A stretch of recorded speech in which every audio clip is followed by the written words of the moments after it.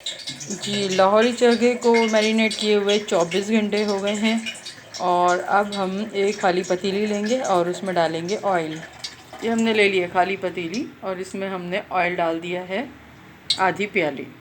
اب ہم نے میرینیٹ کیا ہوا چکن اس میں ڈال دینا ہے۔